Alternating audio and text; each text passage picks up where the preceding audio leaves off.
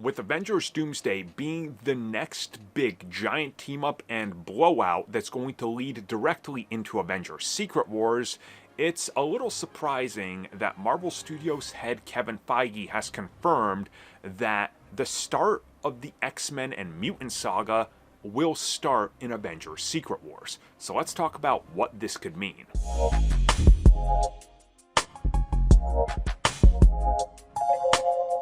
So one of the main things we got to talk about here is the fact that when you look at the X-Men brand, we know that rushing it out the door is not optimal. At the same time, the wounds of the old X-Men franchise are still fresh.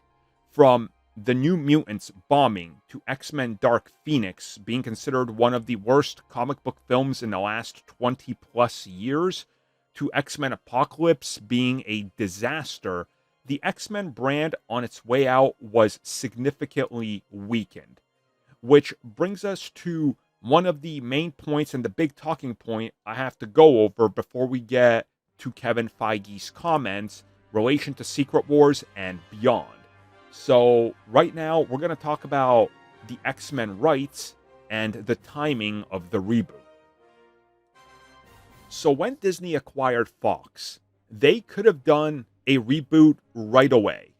They could have. And we know that they chose to work with Ryan Reynolds on Deadpool and Wolverine, or Deadpool 3 at the time, to be able to get that character where they needed him for Secret Wars and Avengers Doomsday and whatever else.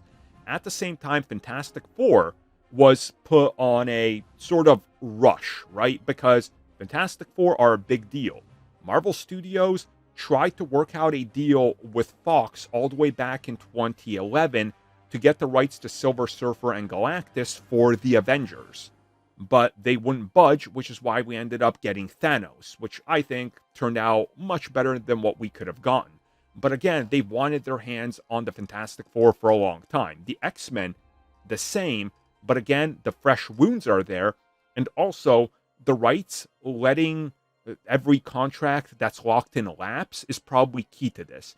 Some actors that were signed on had contracts that essentially said, hey, in the next 5 years, you're going to get another X-Men film. Some were probably 6 or 7. We don't know.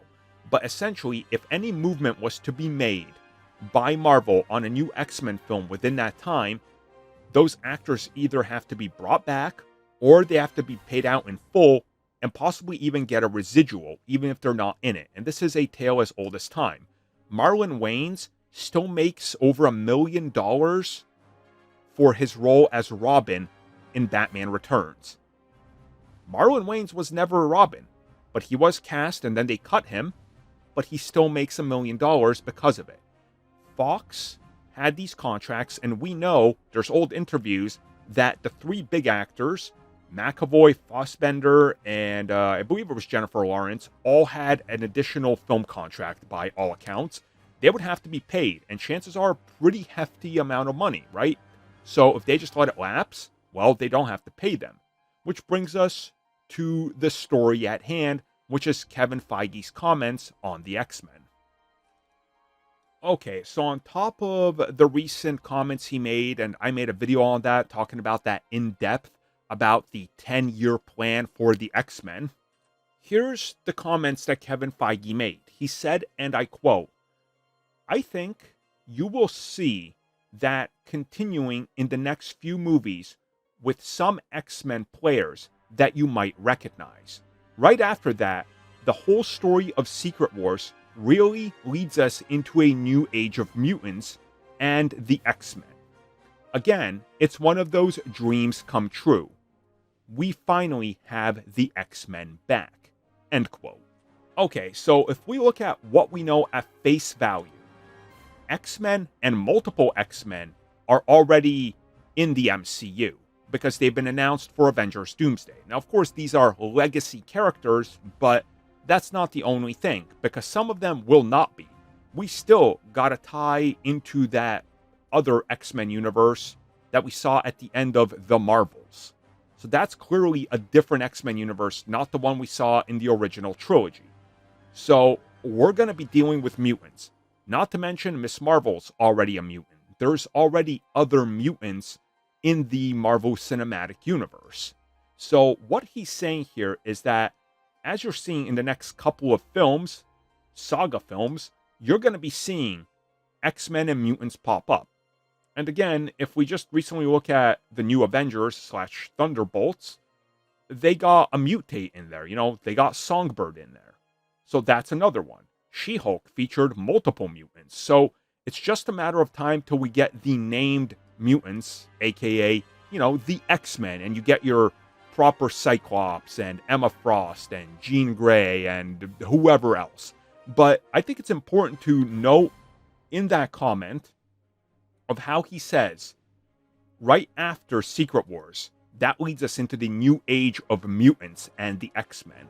So we're going to see the mutants and the X-Men, the old ones, the legacy ones, more or less wrap up their story in Secret Wars.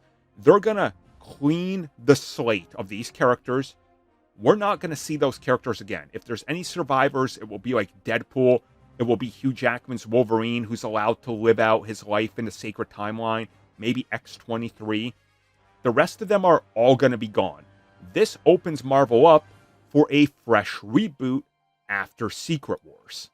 Enter the 10-year plan. So in that previous comment, Marvel Studios had Kevin Feige pretty much just tiptoes around the Mutant Saga is the next saga. He doesn't confirm it, but that is what it is. And with rumors out there that they've been in talks with Javier Bardem, however people want to pronounce it, and that he could potentially be up for a role of maybe even Magneto, if not Mr. Sinister. I think that they're really looking at, and as I talked about in that 10-year video, a long stretch of X-Men films coming out 2.5 to every 3 years like clockwork. And with that in mind, you got to realize that this is their next big ticket. This is their moneymaker. And Kevin Feige knows. And him confirming that Secret Wars and X-Men are coming hand in hand and sort of resetting everything, and then we enter the Mutant Saga, it tells me exactly what I just described in this video. One is a goodbye, the other is a fresh new reboot for a whole new generation.